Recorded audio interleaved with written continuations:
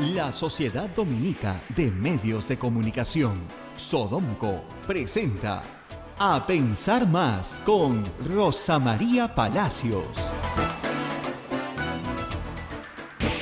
Señoras y señores, muy buenos días. Bienvenidos a Pensar Más con Rosa María Palacios a través de la Sociedad Dominica de Medios de Comunicación.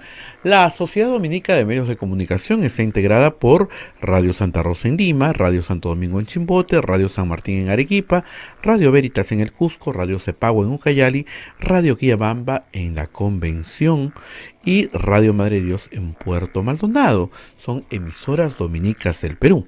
A esta red se une otra red de radios amigas como en Huánuco, Radio Huánuco, Ayacucho, Radio La Voz de Ayacucho, Radio en Puno, Radio Pública y Radio La Decana, en Ancash, Radio Moro, en Huancayo, Radio Cumbre, en Satipo, Radio Milenio, en Abancay, Radio Estación Solar, en Cajamarca, Radio Los Ángeles, Apumaqui Estéreo. AM Tagua nos pone en el Perú y el mundo a través de los podcasts. Usted puede escucharlo en cualquier momento del día del programa. También están los aplicativos móviles y la página web de Radio Santa Rosa, que tiene este y todos los programas de la radio, www.radiosantarosa.com.pe. Estamos en el día 45 de la inamovilización social obligatoria y Rosa María sigue inmóvil en su casa. Rosa María, buenos días. Muy buenos días, Abel, muy buenos días a nuestros amigos en el mundo entero, en el Perú, a nuestros radioescuchas que fielmente nos acompañan todos los días desde cualquier lugar en donde estén. Aquí nosotros tampoco estamos en el convento, estamos desde casa, 45 días ya transmitiendo por esta vía. 45 días es mucho tiempo, Abel, es medio en que estamos fuera de nuestros trabajos, de colegios, universidades, asuntos, gestiones, las cosas que la gente hace comúnmente. Y eso cansa. Hay que decir que el pueblo ahorita está muy cansado, muy preocupado por su situación económica, tanto que ayer teníamos una encuesta de que el 50% de los peruanos decían que tengo más miedo al hambre que al virus. Pero las noticias que se propalaron ayer durante la emisión del programa dan mucho que pensar en el día 45. Y vamos a empezar despacio. ¿Qué pasó ayer? A la hora de que estábamos al aire, se propaló un informe de IDL Reporteros, muy interesante, muy buen trabajo, que yo les dije que lo íbamos a comentar hoy porque había que leerlo con calma. ¿Qué es lo que ha hecho IDL? Ha ido a hospitales, al Hospital Unanue, al Hospital 2 de Mayo. Rosa María, Sí. ¿podrías acomodar un poquito tu micro del auricular porque está saliendo un poco distorsionada? No te puedo creer. Sí, un poco. ¿Ahora sí? A ¿Ahora ver, mejor? ¿Les parece mejor así? sí, mejoró un poquito, pero ayer te escuchamos mucho mejor. Ay, no sé qué pasa. A ver, debe ser el cansancio. Pero en todo caso lo voy a sostener acá un poco más lejos de mi boca, a ver si funciona mejor. Y bueno, No, creo que como estabas suena mejor, ¿ah? Como estabas al inicio. Al inicio, ¿acá está mejor? Sí, te escuchamos. Ahora está mejor. Bueno, lo que decía era que el informe contiene data de las funerarias y de los dos principales crematorios que hay en la ciudad de Lima, porque eso es para Lima y Callao. Uno es el de Santa Rosa, el Hospital Santa Rosa, Ocho Ríos, el Hospital de la Policía, tiene un crematorio, y también Campo Fe. Sumadas las cremaciones y entierros, que son pocos, pero sumados, por COVID, o sospecha de COVID, se da 1.073, al día 24 de abril. Y ese día, 24 de abril, Lima reportaba oficialmente 330 muertos. Ese es, digamos, en resumen, la diferencia. Ahora, ¿las funerarias hacen los certificados de defunción? No. Las funerarias reciben un cadáver que llega con un certificado de defunción. Al decir sospecha COVID, hay un protocolo especial. ¿Para qué? Para que las personas en la funeraria evidentemente no se contagien. Entonces, por eso es que tienen la acreditación de todos los cadáveres que han recibido ese tratamiento. No es un invento de la funeraria, ni es un invento del médico tratante. El médico que certifica la muerte en la forma en la que ha sido tratado el paciente. Lo que nos está diciendo ese certificado es que no hubo tiempo de hacerle la prueba, o tal vez le hicieron una prueba rápida y salió negativo, pero igual murió con todos los síntomas del COVID. Por lo tanto, es una sospecha de COVID y su entierro, tratamiento del cadáver, etcétera, tiene que corresponder al protocolo aprobado para COVID. ¿Por qué esas personas no pueden dejar de ser sospechosos? Porque al morir, su sangre se coagula, no se le puede hacer la prueba rápida, se necesita hacer el hisopado en nariz para poder determinar la prueba molecular si son o no son efectivamente enfermos de COVID. Bueno, no se ha hecho. Lo que demuestra este estudio es que no se ha hecho. Ya murió, ya, no importa, pero no, o sea, sí es importante saber el número de muertos, porque eso es lo que determina una política pública. O sea, puede ser que un día no haya más muertos de COVID y resulta que en verdad sí hay, porque no los están contando. ¿Sí? Sí es importante. Ahora, el ministro ha dicho una cosa que también es verdad, el registro hay en todas partes. De acuerdo. Hay un grupo de personas que va a morir en la calle. No tuvo atención hospitalaria, pero por las características, el médico que certifica la defunción certifica que es sospechoso de COVID. O que muere en su casa, en igual externo. Pero la mayoría de los que han entrado a la funeraria son enfermos que vienen de hospitales. Por eso es que IBL ha ido a Don Mayo y ha ido a Hipólito Unanue. Entonces, ¿por qué hay un margen de error de 300%? Es una gran pregunta. O sea, tú puedes tener un margen de error de 10, 20, 30, 50%, ya por último. ¿Ya? Es una cosa, la mitad, es verdad. ¿Ya? Hay países del mundo que están señalando que su margen de error podría ser 60%. Pero no conozco ningún país que declare, ni siquiera lo que el margen de error sea 300%. No hay. Rosa María, Sí. se te escucha fuerte, pero lo que pasa es que hay un sonidito, parece que es el cable del... si quitas los audífonos y con el teléfono en mano creo que sonaría mejor.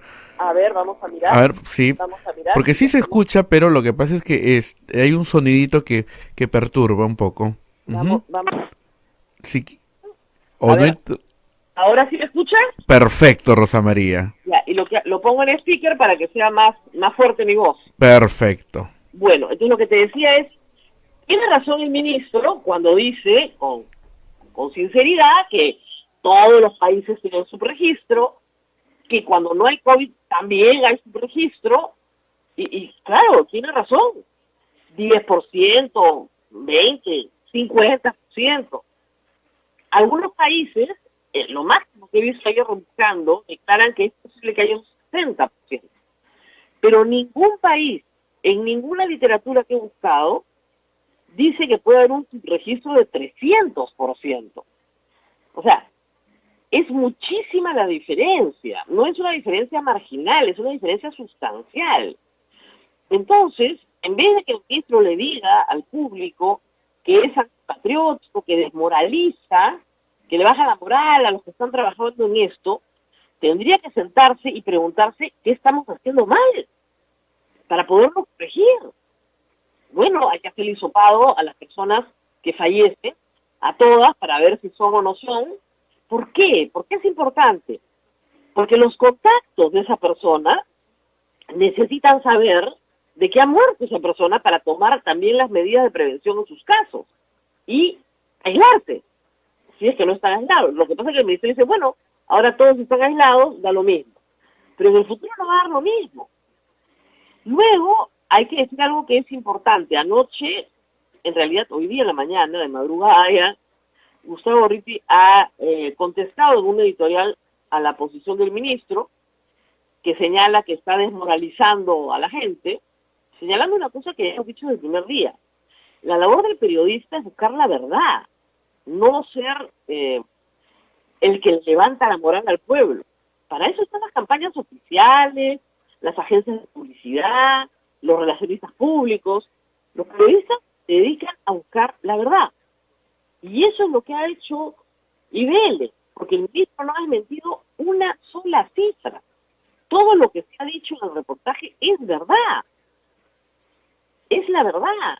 Han registrado muertos como sospechosos de COVID y ahí los han dejado. Ahora, hay algo más. El ministro anoche, con Mávila Huertas, dijo que en ninguna parte del mundo se registran a los sospechosos de COVID como muertos COVID. Y que tenemos tratados internacionales, convenios internacionales que nos obligan a tener una metodología de registro. Parece que no es del todo cierto. Justamente el editorial publica una resolución, una resolución de salud de Piura, donde están considerando a los sospechosos también en el listado de difuntos. Entonces, tienen que ponerse de acuerdo en su metodología a nivel nacional, aparentemente, porque en otros lugares, fuera de Lima, sí los consideran fallecidos. Y claro, si tenemos más de 1.000 fallecidos por COVID en Lima, al día 24, y hoy día estamos 29, podrían ser el doble hoy día, porque están duplicando cada 6 días en el Perú. Lo de Lambayeque, que es preocupante, cambia su dimensión. ¿Te das cuenta? Lo de Iquitos cambia su dimensión. Y Lima, en realidad, es el lugar más grave de contagio. Lo que necesitamos es la verdad, porque fíjense, aquí lo que hay es una frustración que voy a tratar de verbalizar de alguna manera, que he recogido de mucha gente. He perdido mi negocio, he perdido mi trabajo, he perdido mis estudios, he perdido mis viajes, he perdido toda mi planificación, todo mi proyecto de vida para este año y para muchos años tal vez porque he perdido un negocio en marcha. Para salvar mi vida y la de mi familia y la de mi sociedad y bueno, ¿qué vamos a hacer? Adelante. Pero resulta, por las cifras que vemos, que este sacrificio gigantesco no está funcionando. O sea, sí funciona para comprar un poco de tiempo, lo dijo ayer la doctora Macetti, muy bien, y esa es la verdad, pero para nada más. Entonces, ¿vale la pena una cuarentena tan rígida como la que tenemos, tan severa, con punición, con persecución policial, con multas, con palazos y varas, como acabamos de ver esta mañana? ¿Vale la pena? ¿O podemos tener medidas de distanciamiento social mucho más relajadas, como están teniendo otros países en la región, que a su vez no eliminan la epidemia, para nada, la contienen un poco, sin tanto sacrificio económico y con el mismo resultado de muerte? O sea, si va a dar lo mismo al final, digamos, en el largo plazo, una cuarentena rígida que una cuarentena un poco más suave, ¿por qué no vamos a la cuarentena un poco más suave? Y salvamos algunos pequeños negocios, algunas personas que tienen un aforo que respete el distanciamiento social. Yo reitero lo que digo desde el primer día, ¿por qué no puede abrir una librería? ¿Por qué no puede abrir una ferretería? Ya hay un número de gente que sale todos los días por distintas razones, incluso promovidas por el Estado, como cobrar su bono, por ejemplo. Esta rigidez es lo que está generando enorme ansiedad y otros problemas de salud mental que el gobierno también debería atender. Pero no tenemos las cifras claras. De lo que estamos viendo, tal vez, y la señora Macetti ayer fue muy clara, la doctora dijo, yo tengo bola de cristal, en 2 semanas realmente se aplana la curva. Lo que nos va a demorar 60 días, o un poco más, que es el tiempo máximo que va a demorar en otros países. 60 días, 70 días. Entonces estamos yendo a una cuarentena de 70 días. ¿Por qué no nos lo dijeron desde el principio? Uno se hubiera preparado mejor, hubiera tomado otras decisiones tal vez. Pero este escamoteo de los datos y eso de tratar a la gente como poco patriótica, la verdad es insoportable, ¿no? baja la moral. Lo que baja la moral es la mentira. Que no ha sido intencional, de acuerdo, yo no creo que haya sido intencional, espero, ¿no? O sea, si fuera intencional sería el colmo. Pero lo que baja la moral es que no nos den las cifras reales. Miremos las cifras de penal. Ya hay 28 muertos por COVID, más 5 agentes penitenciarios. Muertos, ¿ah? Contagiados se calcula 600, ahí donde han hecho las pruebas. Y lo que ha pasado esta mañana en el grupo aéreo número 8 es terrible. Es terrible porque son personas que reclaman estar 21 días paradas o 23 días paradas en la puerta del grupo aéreo número 8 para que lleven a Iquitos. Y como ustedes saben, a Iquitos no se puede ir por bus. No hay forma.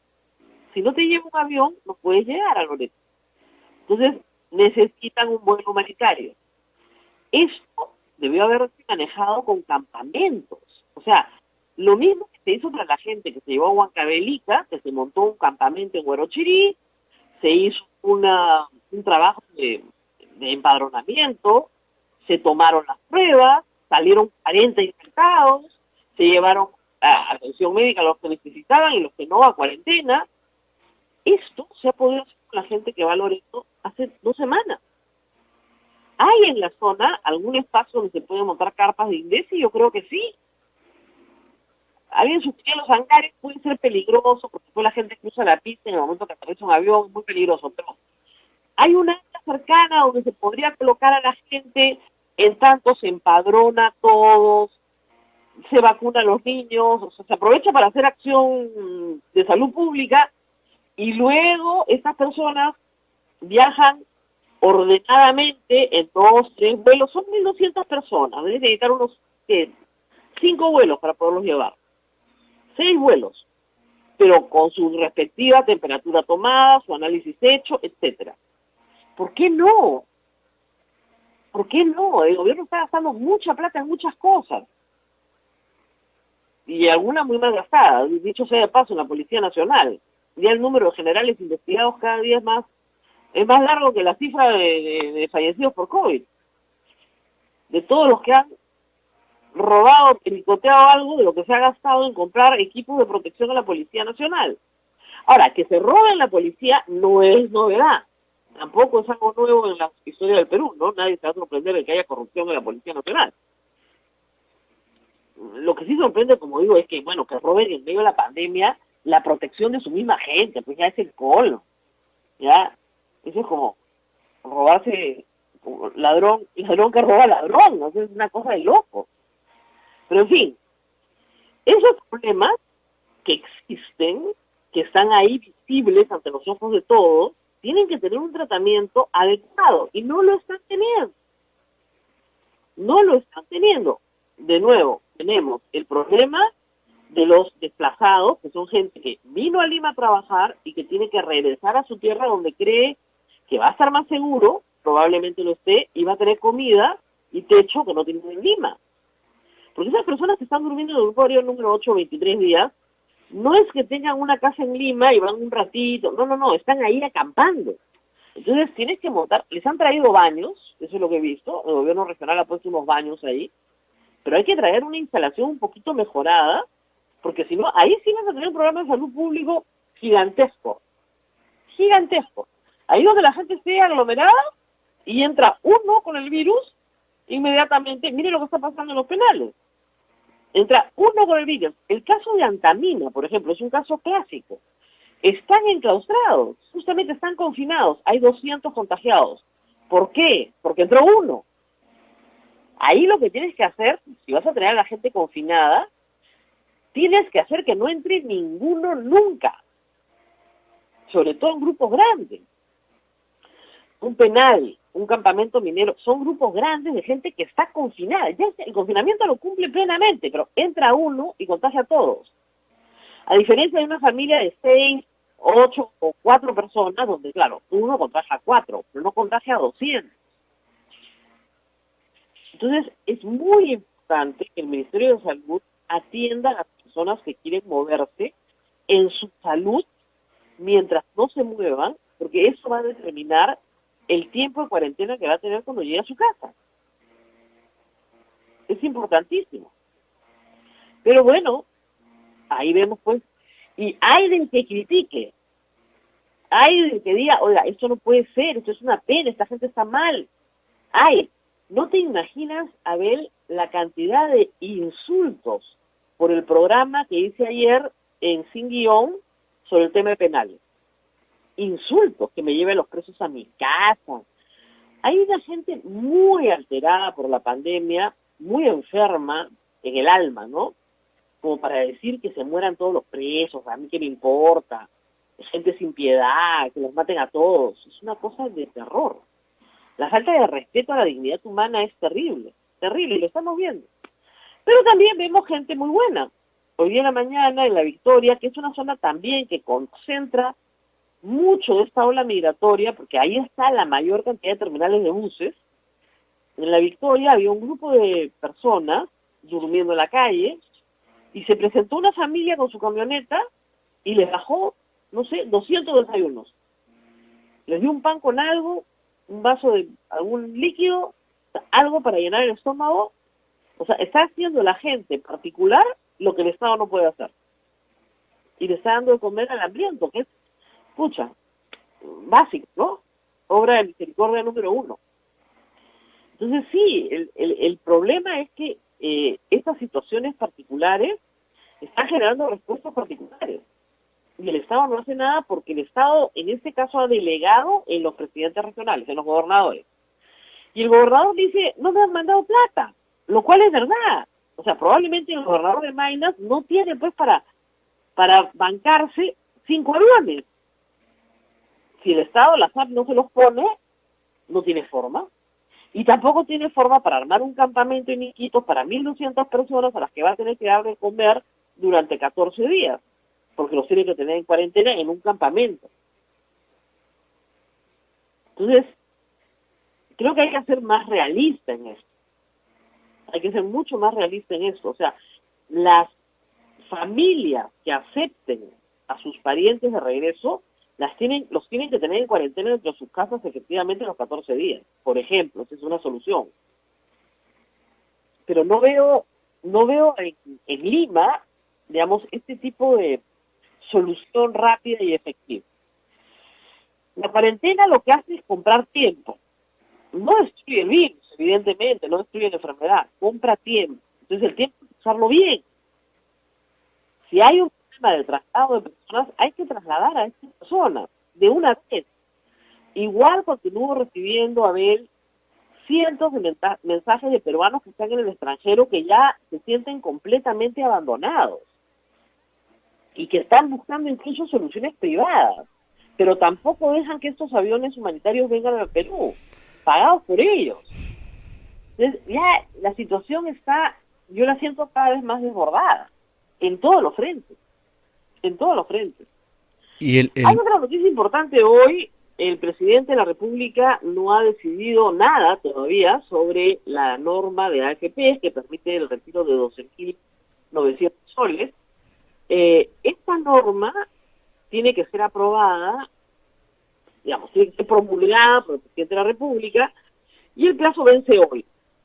Si el presidente hoy la observa, ha dicho el Congreso que tiene los votos para insistir y aprobarla por insistencia, lo cual no me parecería extraño, porque la aprobaron con más de 100 votos, pero el presidente dice, no hago nada, es una posibilidad, la puede promulgar el presidente del Congreso mañana mismo.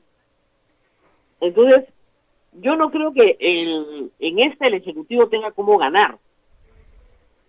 Ha ganado tiempo también, pero no ha ganado otra cosa que no sea tiempo. A ver, son 8:26, vamos a hablar... Vamos a ir a la pausa, Rosa María. Así es. Vamos, solamente una pregunta. El ministro ayer no aceptaba que le digan que el sistema de salud ha colapsado. No quería usar la palabra, No. pero las imágenes muestran, y sobre todo cuando llegan del interior del país, que de verdad ya el sistema hospitalario ha colapsado en muchos lugares, en muchos lugares. Además, no quiere que digamos eso porque eso le baja la moral a la gente. Eso es lo que ha decidido. Entonces, no podemos decir la verdad. Estamos realmente amenazados. En redes sociales es una amenaza constante. Sí. Y otra cosa... Y obviamente eso va asociado a culpabilizar a la gente. Uh-huh. Y lo que tenemos que decir con claridad es que no se puede seguir. Ahora están culpabilizando a los caminantes. Claro, ya no pueden seguir culpabilizando a la gente que vive en ciudades. Los caminantes, la culpa.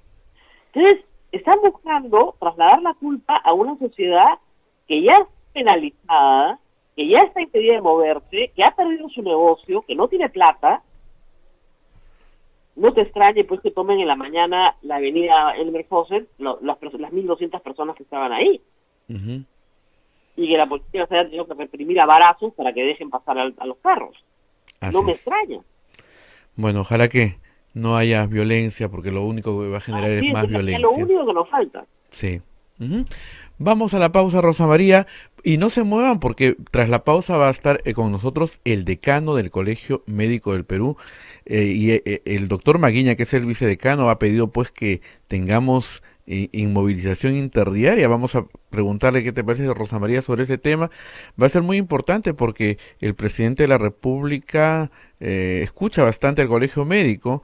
Recuérdate que cada comunicado que saca es la previa a lo que nos va a decir en la conferencia del mediodía. Ahora, el Colegio Médico está en la actitud, creo, vamos a ver, de hacer más rígida la cuarentena. Es decir, que no salgamos definitivamente varios días a la semana. O sea, exige más rigidez. Y hay mucha gente que dice, oye, la rigidez en 45 días nos ha dado este resultado, hubiera sido peor, estamos de acuerdo, había que hacerlo, no hay duda, pero no parece ser el camino para lograr un balance, ¿no es cierto?, en la vida de la gente, de la mayoría de los peruanos. Uh-huh. Vamos a ver qué nos dice. Sí, vamos a ver, así que no se muevan de ahí, no se pierdan lo que dice el decano del Colegio Médico del Perú, el doctor Miguel Palacios. Volvemos. Continuamos con A Pensar Más con Rosa María Palacios a través de las emisoras de la Sociedad Dominica de Medios de Comunicación. Lima nos escucha a través de Radio Santa Rosa, Chimbote Radio Santo Domingo, Arequipa Radio San Martín, Cusco Radio Veritas, Ucayali Radio Cepagua, La Convención Radio Quillabamba, Puerto Maldonado nos está escuchando por Radio Madre de Dios. En Huánuco nos escuchan por Radio Huánuco, Ayacucho Radio La Voz de Ayacucho, Puno nos escucha por Radio La Decana y Radio Pública de Puno, Ancash Radio Moro, Huancayo Radio Cumbre, Satipo Radio Milenio, Abancay Radio Estación Solar, Yurimaguas Radio Oriente, Cajamarca Radio Los Ángeles, Apumac Estéreo, Ametagua nos pone en podcast en todo el Perú y el mundo, la página web de Radio Santa Rosa y también estamos en los aplicativos móviles. Rosa María, estamos ya contigo, ya está con nosotros el doctor Miguel Palacios, decano del Colegio Médico del Perú. Bueno, muy buenos días, doctor Palacios. Hola, Rosa María, buenos días. Bueno, quería empezar por algunas recomendaciones que estamos escuchando, se están debatiendo en el Colegio Médico, como por ejemplo, hacer más rígida aún la cuarentena y prohibir las salidas de personas nuevamente. ¿Cuál es la discusión sobre esto?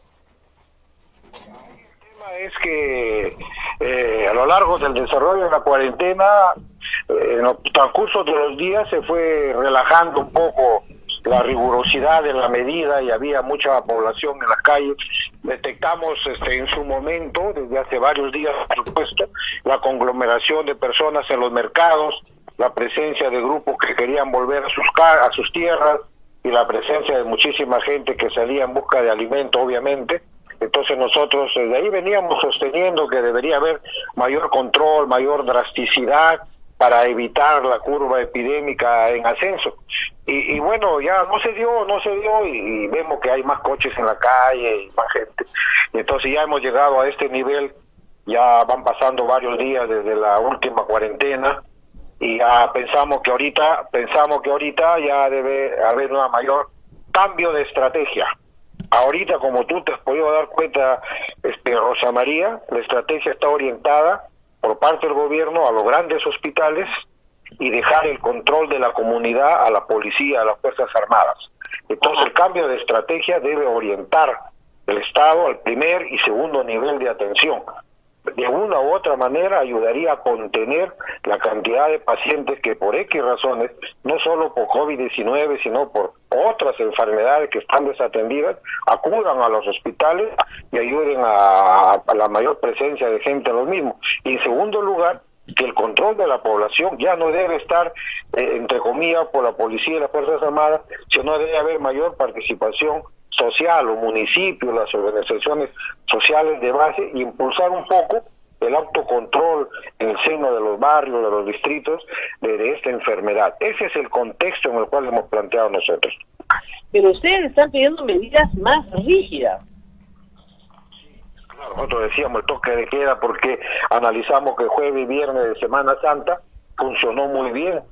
Y entonces pensábamos, y lo dijimos de esa época, y bueno, ya como no se hacen caso, un poco que ha venido debilitándose. Lo ideal hubiera sido poner mayor drasticidad en el control para evitar que, así como se hizo jueves y viernes de Semana Santa, esa misma figura se hubiese repetido interdiario o 2 veces por semana. A usted le parecerá que hay mucha gente, pero de acuerdo a aplicaciones de Google, el 90% de las personas en la ciudad de Lima ha reducido radicalmente su movilidad.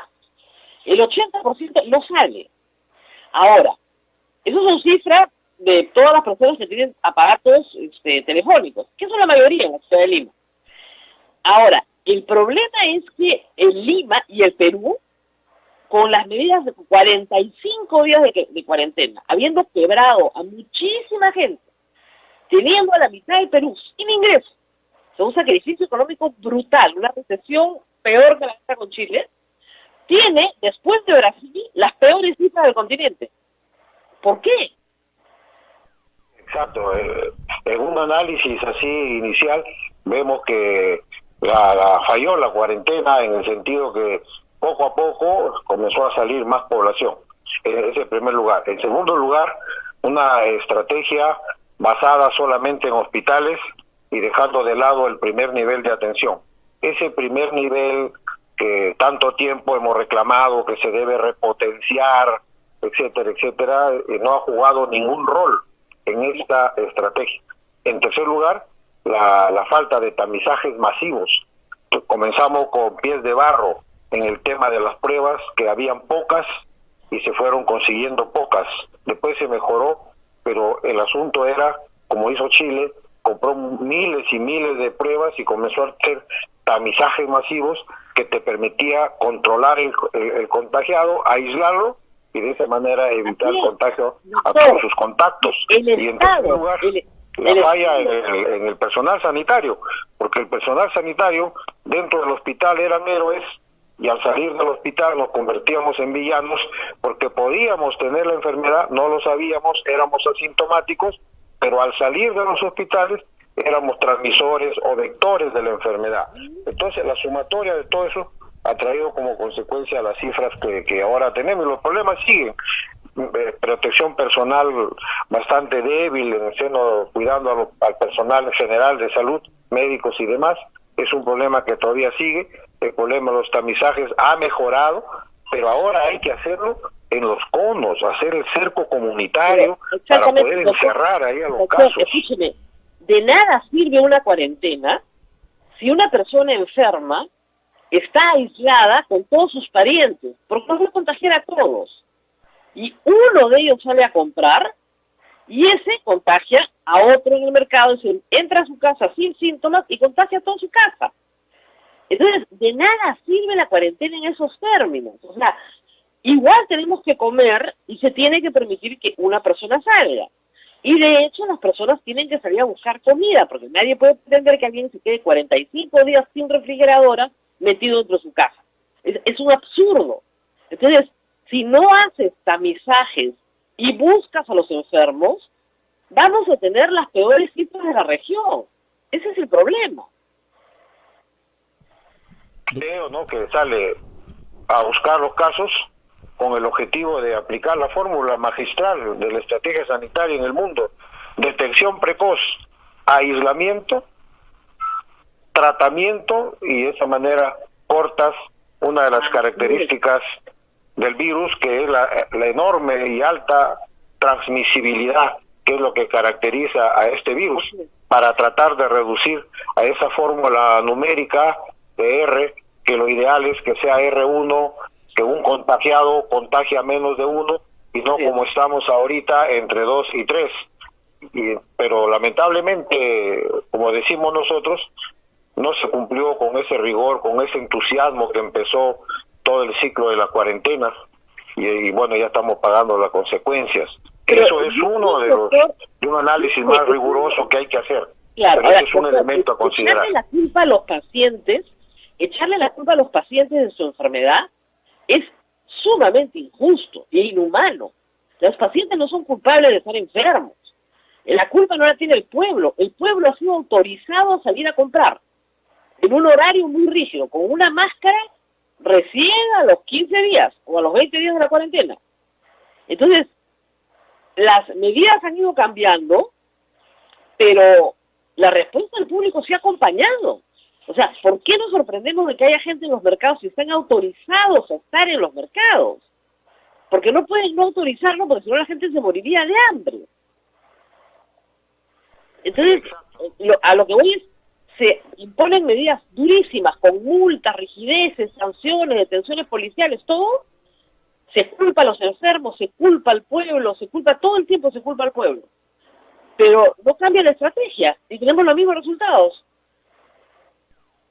Sí, exacto. Como decimos, la estrategia estaba confinada en hospitales y a control policial, y entonces faltó lo que estamos ahora diciendo, la participación comunitaria. Y aparte que, bueno, cada punto tenía una solución, pero acuérdate que en la historia de la humanidad todas las grandes epidemias han sido vencidas finalmente por la población organizada. Nosotros vemos la ronda campesina con un control estricto de la población en cuanto a que ingresen o que violenten las normas de la cuarentena, sin que les falte alimentación y atención a las personas que están en cuarentena. Ese es un método que hay muchos lugares de la sierra del Perú donde hay rondas campesinas, en donde no hay pacientes o hay muy pocos, de tal manera que todavía estamos a tiempo, porque estamos en una ola en ascenso, hacer participar ya a la comunidad. Una alternativa concreta es eso, las municipalidades. Ayer nos reunimos con el alcalde de San Borja como colegio médico y vemos que tiene exactamente el mismo plan que nosotros hemos concebido en lo teórico. Él lo tiene ya en ejecución, en la práctica, junto con quien fuera su viceministro de Salud, el doctor Diego Venegas. Y entonces ese modelo de hacer participar a la comunidad en educación y en el autocontrol del alto índice de contagios, eso pudiera ampliarse a todas las municipalidades y pudiéramos de esa manera hacer que participe la comunidad y no excluirla en el control de la pandemia. Claro, doctor, pero en el Perú, pues, los alcaldes no han sido capaces ni de comprar canastas para repartir comida. Sí, claro, hay alcaldes y alcaldes, pero en lo que se pueda, son 1.870 municipios, y entonces hay que procurar entusiasmar. Y comenzando acá por los conos, hay que comenzar por los conos. En todo caso, hacer las atenciones focalizadas de cerco comunitario por los conos, donde está más intenso el virus, donde hay más carga viral en los diferentes distritos, e intentar ahí una acción focalizada. Pero lo peor que puede hacer es cruzarnos de brazos y estar con la misma estrategia hasta que esto termine, porque al final es un ciclo que va a reventarla y va a terminar y va a seguir su ciclo y va a convivir el virus con nosotros, contagiándonos hasta que aparezca la vacuna. Claro, pero eso puede ser pues 6 meses más, doctor. Entonces hay que actuar, ese es nuestro pedido. Cerco comunitario, georreferenciado, utilizar municipios, organizaciones sociales de base. Y esto que es una recomendación teórica, vemos que lo está aplicando ya la municipalidad de Catacaos en Piura, la municipalidad de San Borja. Y entonces hay que reunir a más alcaldes y tratar de entusiasmarlos con la idea, pero hay que tener la iniciativa. El Ejecutivo, el ministro de Salud, no debe perder el entusiasmo y la iniciativa, y se va cambiando de tácticas dentro del marco de la estrategia a medida como avanza la pandemia. Lo peor es caer en la pasividad. Nosotros hemos cultivado esa frase, no pasividad, no pánico tampoco. Lógico. Ahora, doctor, Lamentablemente el ministro ayer nos ha dicho que decir la verdad desmoraliza. Dicho que las cifras que está dando el IDL ayer, por ejemplo, sesgadas, desmoralizan al personal de salud y a la población que está haciendo un enorme sacrificio. O sea, nos ha dicho a los periodistas que en realidad no deberíamos contar la verdad. Y todos sabemos que hay un subregistro siempre, en cualquier enfermedad. 50%, podría ser un subregistro alto, 60%. Pero lo que ha demostrado el IDL ayer, que hay un subregistro de 300%, doctor. Eso ya no es un subregistro. Eso es un registro que no refleja la realidad. Nos ha llamado la atención, realmente hay ahí groseras diferencias. Nosotros siempre hemos reclamado desde el comienzo que exista una adecuada gerencia o manejo de la información. Lo dijimos desde el 28 de febrero, que a la entonces ministra de Salud la invitamos al Colegio Médico, porque ya hay experiencia, anteriores pandemias, epidemias que hay acá en el Perú, y siempre hemos visto una gran diferencia entre lo que dice el papel y lo que se ejecuta, y los balances después que terminan los ciclos epidémicos, vemos que justamente la información es uno de los grandes problemas. Entonces reclamábamos que nosotros teníamos derecho, y toda la sociedad, a tener información veraz, cierta, completa, a efecto de poder lanzar alternativas, propuestas. En este caso lo que ha hecho IDL pues es una investigación, entonces deja flotando, ¿no? ¿Qué ha faltado? Rigor, transparencia, ha habido problemas en la metodología estadística, el periodismo está dentro de lo suyo, ha hecho una buena investigación. Ahora, lógicamente de aquí esto abre la puerta para que, no sé, Defensoría del Pueblo, Grupo Transparencia, etcétera, hagan una investigación en este caso, ¿no? Creo que tiene los elementos y la logística, y está dentro de sus funciones hacer esa investigación. Lo que pasa es que el ministro ha dicho, y está bien, que el enfermo que llega al hospital con la clínica de COVID, se le atiende por COVID, tenga un resultado positivo, negativo o no tenga ningún resultado. Y que esos pacientes se mueren, entonces el certificado de defunción dice sospecha de COVID, para que se le aplique el protocolo establecido para el tratamiento de estos cadáveres. Pero que esa sospecha de COVID, nadie le ha hecho la prueba finalmente, el hisopado, entonces no lo pueden reportar como muerto por COVID. ¿Eso es así? Bueno, inicialmente la norma comenzó así. Tenías tú que tener una prueba rápida o molecular que diga que todos esos síntomas, y el resultado era COVID positivo. Entonces ahí era contabilizado como un paciente infectado, contagiado, y si esa persona fallecía era contabilizada como un fallecido o muerto por COVID. Entonces así, pero después en el camino se cambió y ahora lo que existe es lo que decíamos nosotros cuando no había mucha prueba, que se deje, como ocurrió en todas las demás pandemias del Perú, el manejo clínico. Eso funcionó muy bien en la lucha contra el cólera.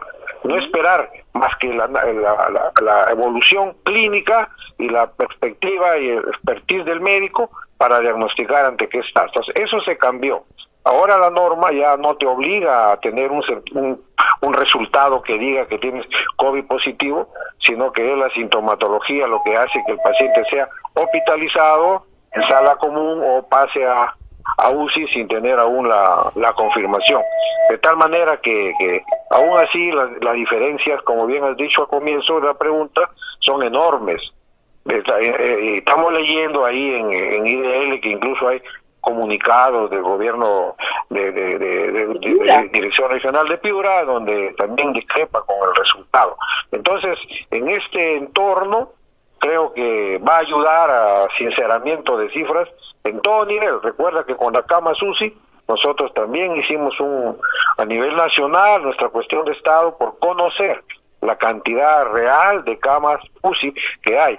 Ahora esto estalla en el tema de los fallecidos y creo que ya por parte del MINSA tiene que haber una mayor disciplina, rigurosidad para poder dar cifras cercanas a la realidad. Como tú dices, puede haber un error estadístico, pero no de la magnitud que está estipulada en la denuncia que hace IDL.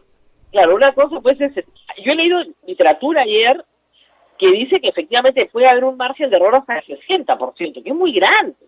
pero 300% está fuera de toda dimensión.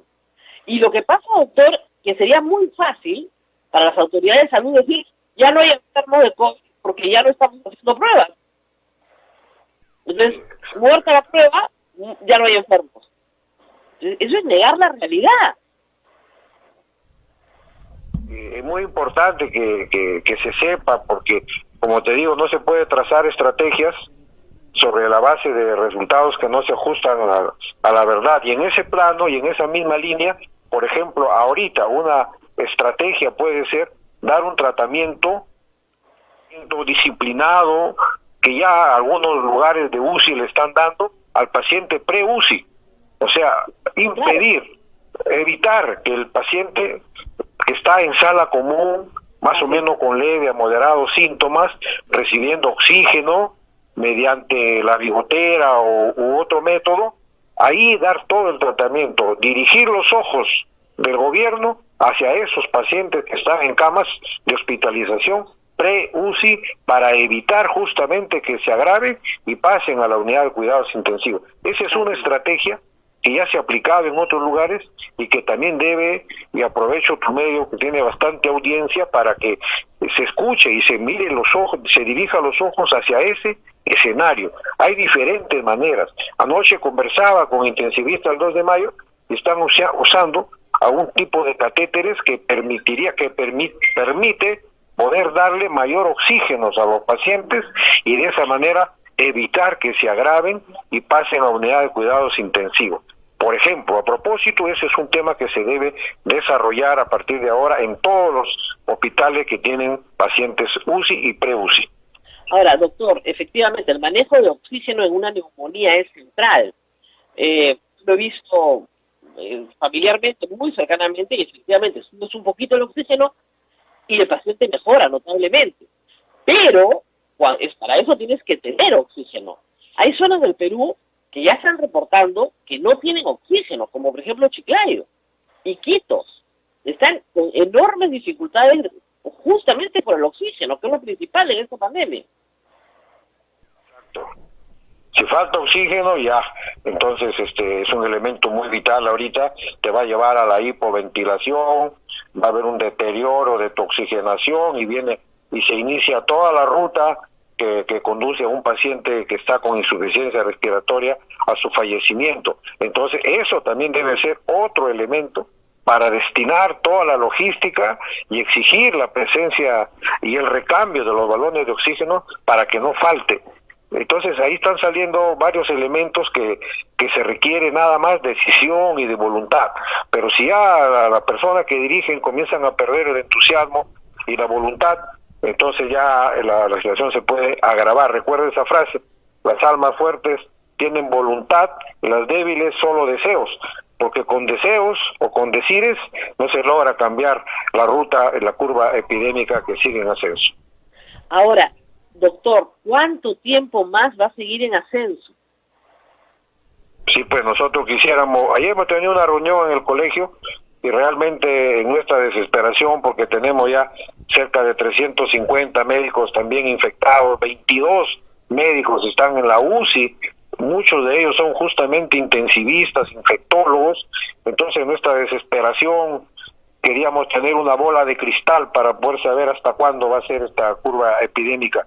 Sin embargo, en base a todos los insumos y que todavía se mantiene alto este índice numérico de la contagiosidad, que un infectado contagia a 2 o 3, esto todavía, si no hacemos medidas de otra naturaleza como la que estamos pidiendo, por ejemplo, la participación comunitaria, tratar de apoyarse a los municipios que puedan, si bien no en todo, como dices tú, hay mucha ineficacia, mala gestión en muchos municipios, pero lo que se pueda, esto puede contribuir a bajar y aplanar, porque el virus no va a desaparecer, nos va a acompañar, pero al aplanar vamos a distribuir en el tiempo a todos los pacientes que van a seguir existiendo hasta fin de año. Doctor, como cualquier otro virus, o sea, en el Perú todos los años mueren 20.000 personas por enfermedades respiratorias. Es la segunda causa de muerte en el Perú. Entonces, los viejitos se mueren de neumonía todos los inviernos. Y ahí viene otro factor, doctor. Viene el invierno. Viene el invierno con los virus del invierno, que matan muchísima gente todos los años. Lo que pasa es que lo hacen muy espaciado y efectivamente el sistema sanitario no colapsa, esa es la diferencia. Cuando se monte uno sobre lo otro, eso no va a mejorar, va a empeorar. Nosotros, la estrategia ahorita podría ser que, ya, muy bien, ahí van a existir los pacientes. Al aplanarlo, es distribuir, entre comillas, a los pacientes a lo largo de los días, de las semanas, para que el sistema de salud, que es otro gran tema, pueda poder irle resolviendo los problemas que van presentando. Porque si toda esa ola sigue creciendo, entonces el sistema de salud, que no es de los mejores ni siquiera de la región, va a tener muchísimo problema para poder enfrentar con éxito a los pacientes que lleguen a los hospitales. Por eso pedimos también primer nivel, es que se tiene que escuchar, potenciar el primer nivel para poder ahí contener a algunos pacientes desatendidos de otras enfermedades ahorita, a los mismos pacientes COVID positivo, hacerle el seguimiento de su evolución clínica y que no evolucionen a la deriva, sino bajo dirección de los médicos del primer nivel de atención, en donde hay médicos generales, médicos familiares.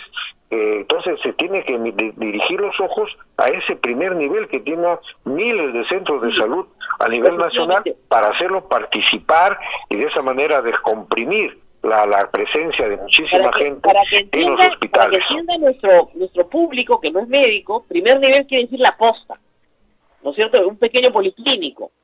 Ahora, hay muchos pacientes con COVID diagnosticados que tienen síntomas y están en su casa, pasándola como una gripe fuerte, pero ahí van pasándola. Sus familiares probablemente también están contagiados. Ellos lo que me dicen es, no ha venido nadie a vernos. O sea, el MINSA no se ocupa de nosotros. No le interesamos. Y estamos preocupados porque esta persona, hay días que se siente muy mal, tiene mucha fiebre, no le baja. Va a salir adelante, no es un paciente que necesita oxígeno. Pero sí se siente esa familia completamente desatendida, y es el caso de miles de personas que me están escuchando en este momento, doctor. ¿Qué hacemos? ¿No podría ir alguien de la posta, decíamos, inteligencia sanitaria, que hay un programa en el Ministerio de Salud, vigilancia epidemiológica, de repente no se dan abasto? Entonces la propuesta del colegio, utilicemos el primer nivel de atención, porque si tú bien dices, están ahí con fiebre, no necesitan oxígeno, pero esta enfermedad puede tener una evolución muy rápida que te lleva a un deterioro. Depende ya de la cantidad de citoquinas que se produzca y otras sustancias más para que ocurra de un momento a otro. Estás muy bien el fin de semana y el lunes estás necesitando oxígeno a gritos y eso sigue evolucionando. Ya hemos visto muchos pacientes, primero por falta de oxígeno, dificultad respiratoria y rápidamente, en horas, en un día, pues fallecen. Ya porque ya se produce toda la secuencia, falta de oxígeno, hipoventilación, acidosis, etcétera, y te lleva a un fallo multiorgánico. Si bien es cierto ese grupo de familiares que tú has referido y que miles están escuchando, falta la presencia del médico. A eso estamos pidiendo nosotros que el primer nivel se encargue de esa vigilancia a ese grupo de familias, a esos pacientes. Entonces eso tiene que el MINSA dirigir los ojos a su primer nivel de atención. Dotarlos, potenciarlos, si hay dinero. Hay 780 y tantos millones de soles con una ejecución que creo que está menor al 30%, al menos hasta 24, 25 de abril. Y entonces mejorar la ejecución presupuestal, activar el primer nivel, y ayudar a contener y vigilar a los pacientes que están en sus domicilios, porque pueden empeorarse y pueden aumentar la mortalidad. No, y además permite que vigilancia epidemiológica tenga mapeados los domicilios, que en este momento los cercos no se pueden hacer porque no hay mapa de domicilios. Domicilios donde hay COVID. Hemos dicho, el cerco comunitario con el mapeo georreferenciado. Y eso se puede hacer, esa es una herramienta que está ahí, que muchísima gente lo maneja, y eso es una alternativa que lo venimos diciendo hace como 3, 4 días.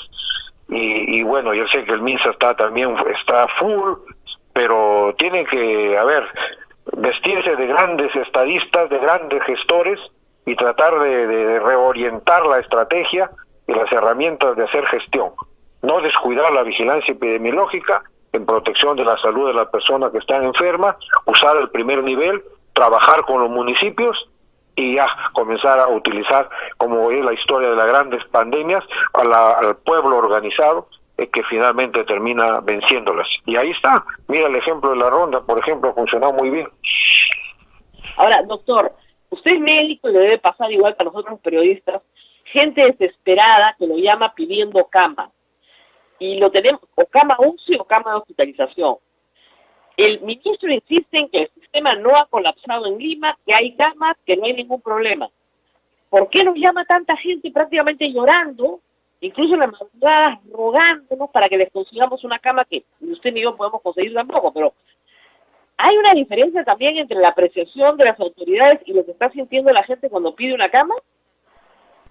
Sí, ahí hay dos diferencias. Primero, que hay algunos hospitales que son los referentes para la atención del COVID-19, que son los 5 que se estableció de un momento, y que nosotros el 28 de febrero, hace 2 meses, a la ministra de aquel entonces le dijimos que era muy poco, que debía cambiarse la estrategia y que debería usarse a todos los hospitales, separando, delimitando claramente áreas COVID y áreas no COVID, y que no solamente debería hacerse el plan en 5 hospitales de Lima, sino a nivel nacional, porque incluyendo al primer nivel, porque el virus podría entrar por regiones o podría entrar por el primer nivel, y nuestro médico que ha fallecido, un médico nuestro ha fallecido, se contagió en el primer nivel, en un centro de salud.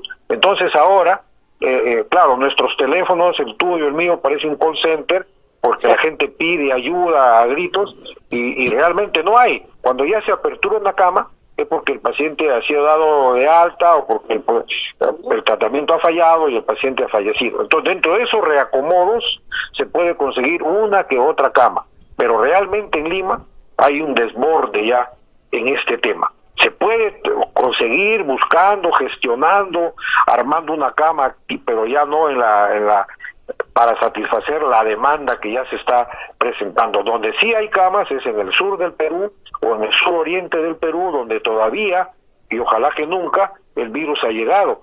Entonces ahí hay camas UCI libre, por eso que en el promedio que muestra el MINSA, dice sí hay camas, claro, sí hay camas, pero están lejos de Lima, del Quito, de Pucallpa y de las zonas del norte, que está el virus con una enorme carga y está haciendo bastante daño. Entonces, en conclusión, el pedido del colegio fue, cuando pedimos la extensión de la cuarentena, que no cese las gestiones para ampliar a 1.200 las camas UCI, porque la cama UCI tiene una lenta rotación. El paciente llega, se hospeda en la cama UCI por lo menos por 2 semanas, de tal manera que esa tarea todavía sigue vigente, y ojalá que el presidente hoy anuncie que va a seguir gestionando las 1.200 camas UCI que le hemos pedido. Mire, doctor, y no solamente camas UCI, camas cualquiera, porque de verdad, camas con oxígeno. Se está atendiendo a los pacientes en los patios, bajo una carpa, le dan una tripa con oxígeno, que aunque parezca mentira, ya ayuda, pero eso es todo lo que el Estado les puede ofrecer. Sí, Rosa María, también le hemos pedido en esa línea que ocupe algunas instituciones que son del Estado y las medicalice, incluyendo hoteles, y nosotros hemos ofrecido el edificio de 10 pisos que tenemos, el centro de convenciones, el colegio médico, que hay que medicalizar algunas instituciones que reúnen condiciones básicas para poder hospedar pacientes y llevar todos los instrumentos, equipos, oxígeno, para poder dar atención, que siga aumentando toda la vía panamericana hasta desplegar las 3.000 camas que ahí dicen que pueden alojarse, de tal manera que esa es otra alternativa que también lo venimos diciendo hace bastantes días, la medicalización de hoteles, la medicalización de algunas instituciones para poder albergar y suministrar oxígeno y tratamiento médico y a dar el tratamiento pre-UCI. De esa manera evitaremos que los pacientes se agraven, no dejarlos en su casa, en las cocheras, en las canchas de fulbito, sino que hay que llevarlos a un ambiente para poderlos atender. Y si no faltan médicos, porque nosotros hemos colegiado a 2.350 médicos que están en la capacidad de poder ir a los lugares donde se medicalice algunos lugares, y ahí también y encima hemos autorizado que haya ciclos de capacitación intensiva. Estamos usando nuestras plataformas digitales para llevar mensajes de conocimientos básicos a todos los médicos, los que están en la segunda línea, los médicos que no son necesariamente especialistas en la atención del COVID-19, también en un ciclo de capacitación y estén en la reserva estratégica para poder pasar a primera línea si es necesario. Todo eso estamos haciendo desde el colegio. Ahora, doctor, el Centro de Convenciones de Lima, por ejemplo, que es enorme, en otros países los centros de convenciones se han convertido en hospitales temporales para atender este tipo de pacientes. Lo que no se entiende es por qué no se ha, o sea, si lo que se ha ganado es tiempo, debió haberse hecho esto de manera más intensiva que la que estamos teniendo. Exacto, nosotros dijimos el primer 28 de febrero, hace 2 meses, respuesta lenta y tardía va a traer consecuencias graves, así que coloquialmente a ponerse las pilas y a ir modificando estrategias y herramientas de gestión en el transcurso del tiempo, no quedarse con una sola idea. Ahorita el momento es de medicalizar centros de convenciones, medicalizar hoteles para poder albergar a los pacientes. Se puede hacer, sí se puede hacer, y de tal manera que de esa forma nosotros podemos evitar que se nos compliquen nuestros pacientes y se eleve la tasa de mortalidad. Ahora, hay que añadir, doctor, que ayer la doctora Mazzetti fue muy honesta y nos dijo que no tenían la menor idea si este era el pico de la pandemia o no. Por lo tanto, las cosas se pueden poner mucho peores en las próximas 2 semanas. No vamos a salir el 11 de mayo, me parece clarísimo, ¿no?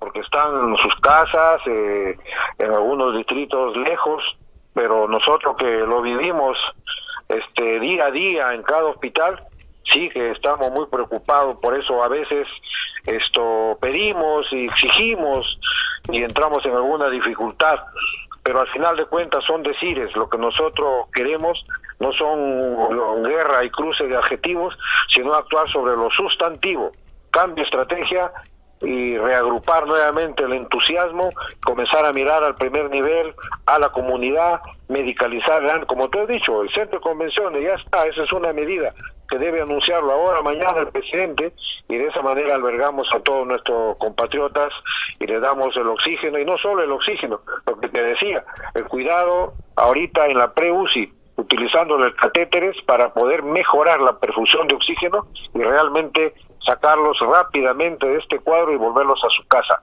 en lugar que se compliquen y que pasen a la UCI, en donde, como sabemos, la mortalidad es alta, en algunos hospitales más que en otras, pero a nivel mundial, ya en la UCI, la pelea es de otro nivel, ya ahí es por la vida o la muerte, con alta posibilidad de no tener éxito. Es 50% de mortalidad, doctor, esa es la verdad. Cuando un paciente entra a UCI, la mitad entra y la mitad no entra, la mitad ya no salta. O sea, es así de dramático. Bueno, doctor, muchísimas gracias por estar esta mañana con nosotros, ha sido muy claro. Esperemos pues nuevas ideas, ¿no? Estrategias diferentes, que sí ayuden a mejorar una situación a la cual sabemos que tiene un fin, porque toda epidemia tiene un fin, pero ahorita, en este momento, no se ve la luz al final del túnel, doctor. Se ve definitivamente. Y un mensaje final, Rosa María, a los médicos del Perú, que a pesar de sus enormes desventajas, no le pagan en algunos lugares, imagínate, 2 o 3 meses que tienen que estar haciendo plantones en la puerta del hospital, siguen como locadores, no los pasan al CASTA como fue la promesa y no les dan equipos de protección. Acabo de recibir una llamada de los médicos de Abancay, desesperados, no hay ni cómo mandarles los equipos de protección.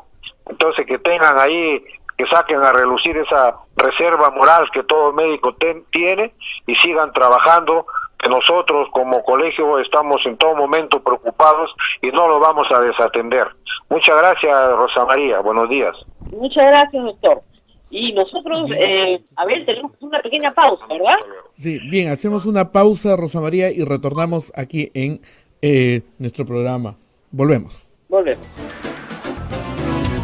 Continuamos en A Pensar Más con Rosa María Palacios a través de las emisoras de la Sociedad Dominica de Medios de Comunicación. Rosa María, nuevamente estamos ya conectados. Bueno, Abel, efectivamente, lo que nos ha dicho el decano del Colegio Médico es dramático. No hay camas en Lima. Es así de simple, hay que esperar que alguien muera o alguien se vaya de alta. Por lo tanto, ahora sí urge medicalizar espacios públicos que son usados para otros fines, como se ha hecho en Italia, en España, en Francia, en China, que se levantaban hospitales en 10 días, para poder atender a estas personas que van a tener una enorme presión. Y lo que queda claro de todas las cifras que hemos escuchado es que el pico se alcanzaba hoy 29 de abril, no es verdad. No sabremos cuándo, probablemente a los 60 días. Hay países que en el peor de los casos han llegado a su pico a los 60 días. Tendremos que llegar ahí. Por eso, y no podremos salir hasta 15 después. O sea, yo les digo a ustedes que ni siquiera para 28 de julio tenemos tener la seguridad de que vamos a salir de la cuarentena, si es que no se cambia la estrategia, lo que ha dicho el doctor Miguel Palacios, con toda razón. Porque si tú haces exactamente lo mismo y tienes un resultado, el resultado no tiene que cambiar. O sea, si todos los días 1 más 1 te sale 2, mañana sale 3.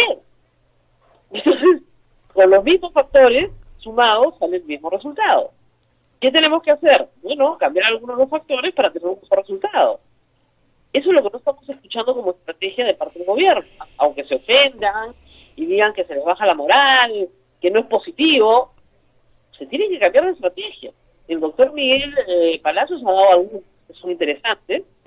Yo he dado algunos momentos, otros especialistas están dando otras, pero casi todo el mundo coincide en que hay que hacer cercos. Es decir, encontrar, salir a buscar a los enfermos, aislarlos, hacer el cerco en esos barrios, en esas casas donde están los enfermos, para reducir el salto de contagio.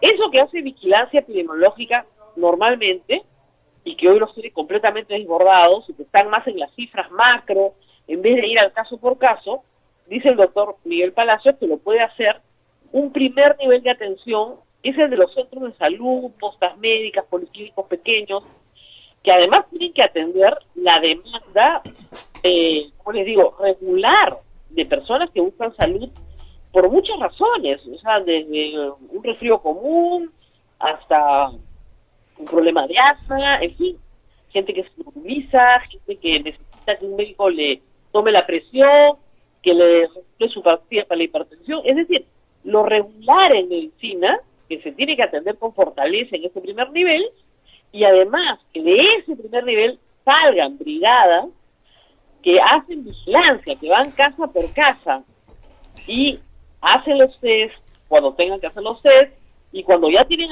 a los pacientes identificados, los acompañan en su tratamiento.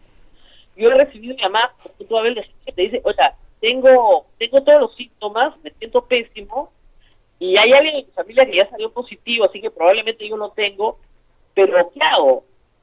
Discúlpeme, no puedo hacer nada, porque ningún médico va a ir a verme. Esa es la triste realidad. Ningún médico va a ir a verme, salvo que usted tenga un paciente médico al cual pueda consultarle por teléfono, o usted sea usuario de la medicina privada y tenga una relación con un médico al cual pueda consultar por teléfono. Pero no hay más que eso. Y eso no está bien. Lo que dice el doctor Palacios es cierto. Hay pacientes que están más o menos, ¿no? y se degradan rapidísimo porque no tuvieron acceso oportuno a oxígeno, porque no hubo un ojo médico. ¿Qué pase? Ponemos oxígeno antes de que empeore, termina en UCI cuando pudo haber sido un paciente perfectamente salvado. Entonces tiene que cambiar la estrategia, tanto para la detección, aislamiento, cerco, que es lo que se está haciendo en todo el mundo. O sea, ¿por qué Nueva Zelanda está volviendo a la vida normal en estos días? Y tuvo una cuarentena de menos de un mes, porque identificaron desde el primer día a los enfermos y los aislaron.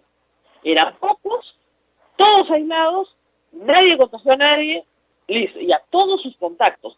Acá se trató de hacer al principio, recuerdan ustedes, pero sin cuarentena y sin la rigidez que imponían en esos días las posibilidades de hacerlo. Entonces, como ya era comunitario, todo el mundo dijo, bueno, no es tan grave. Y resultó lo que resultó. Así que ahí vamos. Pregunta, ¿qué preguntas tiene el público antes de despedirnos? Más que preguntas, Rosa María, hay cosas que de verdad ya me dan risa, ¿no? La gente sigue escribiendo y parece que no ha mirado o no se ha informado bien, ¿no? Por ejemplo, tengo la cantaleta de mucha gente que dijo, y yo recuerdo que lo dijo el doctor Huertas, lo dijiste tú, yo lo he repetido hasta la saciedad también en otros programas, lo que dijo la OMS, que el Así coronavirus es una gripe. es una ¿No? gripe, es lo que nos Y dijeron la a todos. gente lo pone Y para, burlonamente. ¿No y dijiste que era una perdóname, gripe? para Sí el es una gripe. 30% ni siquiera es una gripe, ni siquiera se entera de que ha tenido algo. Esos son los más peligrosos, los que son asintomáticos. Así es. Yo lo explicaba varias veces, para el 30% ni siquiera es una gripe. Nunca se enteraron de que estuvieron enfermos. Eso es lo más grave. Ujú. Para otro 30% sí es una gripe, pues, más o menos. Hay un 20% que se siente pésimo y un 20% que se tiene que hospitalizar, 15 a 20% que no puede respirar. Entonces, es una enfermedad que ataca de diferente manera dependiendo de la persona. Es como una tinca, nadie sabe a quién le va a tocar. Y entre el 2 o 3%, algunos países 5%, dependiendo de cómo cuentes a los muertos y cómo cuentes a los enfermos, va a morir. Ujú. Y eso Sobre lo todo dijo, la mitad y de los es, que entran a UCI no salen, la mitad salen, la mitad no salen. Rosa María, y esa información vino de la OMS. Así O sea, es, eso es lo que no entienden las personas, ¿no? Al comienzo se dijo eso. Y mira, escuchaba, y el tema de las mascarillas lo mismo. La OMS igualito. pidió que no compren mascarillas. Mira, ayer incluso la doctora Macetti le ha dicho a los periodistas, veo unas I95, esas no deberían estar usando. ¿Por qué? Porque son para los médicos. ¿Te das cuenta? O sea, incluso hasta ahora te dicen que la I95 la reservemos para los médicos porque no hay. Ujú. ¿Qué nos dijeron a nosotros? No usen mascarillas porque van a Así, usar los médicos. eso dijo la OMS. Se nos lo dijo enfáticamente. Estamos repitiendo exactamente las disposiciones de la OMS y de las autoridades de salud de Perú. Claro. Y Exactamente. quizá las Lo personas... cual tiene lógica. No, yo no puedo dejar desprotegido, como está ahora, ¿no es cierto?, al médico que tiene que atender a la mayor cantidad de pacientes. Quizá las personas no saben qué es la OMS, pues porque Sí. lo toman burlonamente. No dijiste que sí se dijo porque No, mira, esa yo todos disposición... esos ya los bloqueé, Abel. ¿Ah? Todos esos están bloqueados. Ay, acá siguen escribiendo, habrá que Bueno, bloquearlos. bloquéalos, porque en realidad es una pérdida de tiempo. Sí, Mira, estás hablando con gente que está muy alterada porque ni siquiera entiende los términos médicos, que ha perdido su negocio, que está sin trabajo, que no tiene plata y que no tiene nada que hacer en su casa probablemente. claro. Entonces, ¿qué podemos hacer? Y el otro... Y que no quieren saber la verdad. Es Sí, lo más dramático de claro, todo. y ahí va lo segundo de la reflexión, Rosa María, es que la gente piensa que, o sea, no ha entendido la profesión del periodista, ¿no? Cree Sí. que el periodista cuando aplaude es porque está con el gobierno y cuando lo critica es porque está en contra del gobierno. Sí. No, esa no es nuestra misión. Nuestra misión es buscar la verdad y si la verdad favorece al gobierno, enhorabuena, y si no la favorece, qué pena nos da. Así es. No, ese es nuestro trabajo. Ah, no, que seguro que le habrán hecho a Rosa María que ahora está hablando mal del gobierno. No se está hablando mal Estoy del hablando más del gobierno. gobierno. Estoy diciendo que hay más muertos de los que el gobierno Eso. dice que hay. Pero eso Estoy no diciendo se que no hay camas. Ujú. Lo que se critica no es a la persona, sino Política. la política que se está usando para ese hecho. Ujú. Ahora, te digo, francamente, nunca me ha gustado estar en la mayoría, así que yo estoy encantada donde estoy. No te preocupes por mí, porque yo mayoritaria nunca he sido. Así que estoy encantada. Bueno, es que el periodista Total. justamente tiene que ser eso, ¿no? Debe Exactamente. debe cruzar al frente de la pista, ¿no? A veces uno trabaja por una causa y cuando se logra, cruza al frente para ser crítico, porque Así no es. puede estar aplaudiendo a veces cosas que no tienen ni sentido, ¿no? Así es. Y además, nuestra búsqueda, esto hay que entenderlo, es la búsqueda de la verdad. Las personas que nos escuchan, que nos ven, que nos leen, proyectan sus propios, digamos, deseos en los periodistas. Sobre todo en sistemas muy débiles, políticamente muy débiles como el peruano. Ujú. Entonces, ¿por qué creen que nos llaman a conseguir una cama, que nos llaman a conseguir sangre, que nos llaman a pedir todo lo que hay en este mundo? Porque creen que podemos conseguirlo, lo cual es falso. Pero sí proyectan también sus frustraciones, sus deseos, sus ansias en los periodistas. Entonces, claro, si tú en tu casa le dices a todos, aquí no pasa nada, todos estamos bien, está todo perfecto, y el periodista explica que no hay camas, entonces claro, el periodista te está malogrando tu discurso. Entonces hay que atacar al periodista. Bueno, es parte de la pandemia, no podemos decir otra cosa, más que seguir informando con la verdad. Y la verdad, a donde la conozcamos. Por eso tenemos que estar muy contentos del informe que ha sacado IBL, que se hace en otras partes del mundo. No es la primera vez que el periodismo va y busca a los muertos. Hay un famoso reportaje ganador de varios premios en Puerto Rico sobre el número de muertos después del huracán que hubo en Puerto Rico hace pocos años, el huracán María. El gobierno tenía una cifra oficial y resultó que esa cifra oficial no tenía ninguna coincidencia con la realidad. Y lo único que hizo el periodismo fue ir a contar exactamente defunciones. Y los encontró. Entonces, esto no es algo que no se haya hecho antes en periodismo, es ir y contar defunciones. Y les diré que hay veces en que ni el periodismo puede encontrar el número cierto de las cosas.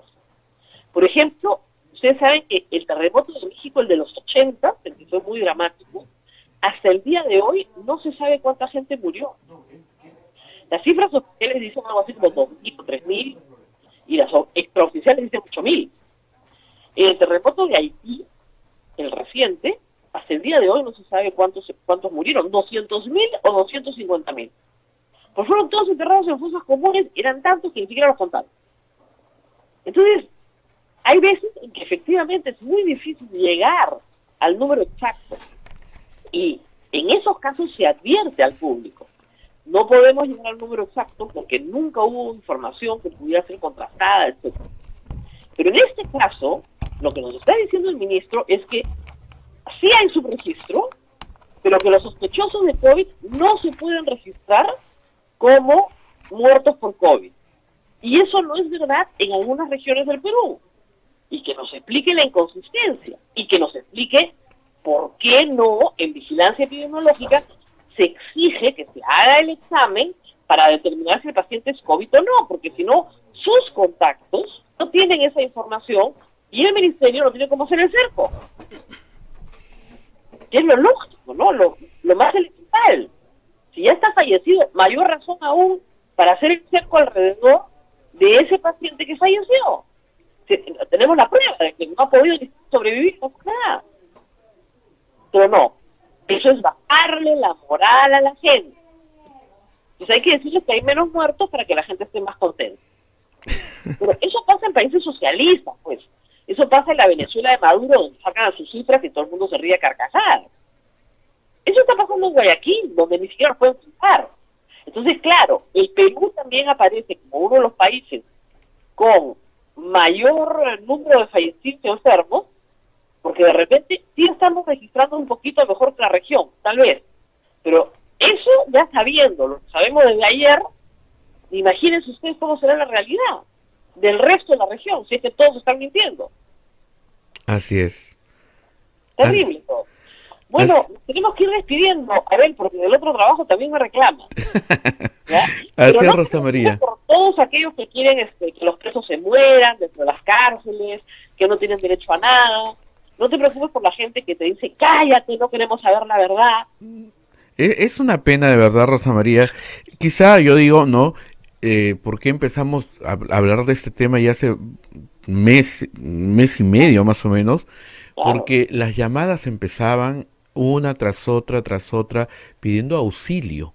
Y de verdad que tú quisieras ayudar a medio mundo, pero no sabes cómo hacerlo, No ¿no? tenemos cómo. Sí, Nosotros a veces damos los nombres, yo utilizo el Twitter para retuitear todos los pedidos de auxilio, pero siempre digo, por si acaso ese pedido de auxilio no existe, porque según el ministro no hay ningún problema, no ha colapsado nada, hay camas de sobra. Y el mismo doctor Palacios, el decano del colegio médico, me dice que él no puede conseguir una cama, sí, con sí. todos sus colegas en todo el Perú no puede conseguir una cama, porque no hay. No Eso hay, es lo pues, que no, ya es. no hay camas, ¿no? Camas, en ninguna parte. Y para para información de los oyentes, ¿no? Decir que este virus lo están mirando todos los científicos del mundo y cada día están descubriendo más cosas. O sea, de la gripe ha pasado, afecta el sistema nervioso, afecta a los riñones, ataca el corazón, o sea, está en estudio, ¿no? Es lo que nos dijo el doctor Ciro Magrini. O sea, en China no hicieron muchas autopsias, en Italia sí han comenzado a hacer autopsias. Entonces encuentran en la autopsia que hay otros órganos atacados, y lo hemos conversado también en el programa, que en algunos pacientes, en algunos casos, los antiinflamatorios funcionan mejor. Por alguna razón, todavía no se sabe, eso sí está en estudio. Y no se puede saber con tan pocos casos, es simplemente la experiencia del médico en el tratamiento de pacientes que se da cuenta que la combinación de medicamentos que le están poniendo de repente tiene que tener un poco más de esto, y eso lo mejora y lo saca. Y también se está estudiando si es que el que ya tuvo este coronavirus número 7, porque hay 6 coronavirus antes, el que ya tuvo se vuelve inmune, porque también eso está en estudio, tampoco todavía se sabe. Tampoco se sabe. Se sabe que la mayoría de personas no se ha vuelto a contagiar, pero sí se han identificado pequeños grupos de personas que sí aparecen positivas en la enfermedad sin tener síntomas. Entonces, ese es un problema porque esa persona contagia. No se va a enfermar nuevamente, pero sí va a contagiar. Así es. Entonces, eso es complicado de manejar también. Entonces, hay nueva información todo el tiempo, pero nueva realmente nueva, porque es nueva de 2 semanas, nueva de 3 semanas. Entonces, para el mundo médico, para la ciencia, es demasiado nuevo. Tiene que haber un tiempo, ¿cierto?, en el cual tú miras un largo proceso, miles de pacientes, y sobre eso trabajas. Lo que pasa es que por la urgencia de la vacuna se están saltando plazos para poder desarrollar lo más rápidamente un medicamento que vacune a la humanidad y que salga del problema lo más rápido que se pueda. Pero ya nos han dicho 6 meses, 1 año, lo normal es 18 meses. Ya empezaron experimentos con humanos en Oxford, está muy bien, pero todavía son meses para que puedan sacar una vacuna y además industrializarla de manera masiva. Eso es lo más grave también. Así es. O sea, hacer millones de dosis para repartir en el mundo entero. Para todo el mundo. Para todo el mundo. Y tienes que hacer millones. Si funciona, tienes que hacer millones de dosis. Y esas millones de dosis inmunizar, no a toda la humanidad, pero probablemente a la mitad de la humanidad. Es muchísima gente. Estás hablando de 3.000 millones de dosis. Así es. Bien, Rosa María, nos vamos. Nos vamos a ver. Vamos a ver mañana. Es jueves, pero hay que recordar que es jueves, pero es una semana corta. Sí, 1 de mayo vamos a respetarlo, a ver, creo. Estamos todos muy cansados, acá hay que dormir un día hasta tarde. Tenemos programas muy buenos con médicos, hemos tenido una semana médica prácticamente con especialistas de primer nivel que nos van a ayudar, y si alguien no escuchó el programa, pues vamos a ponerles el programa. Perfecto. Así es. Muy bien. Cuídate, Rosa María, nos reencontramos mañana. Hasta mañana. Chao. Hasta aquí, A Pensar Más con Rosa María Palacios. Este programa fue producido por la Sociedad Dominica de Medios de Comunicación, Sodomco.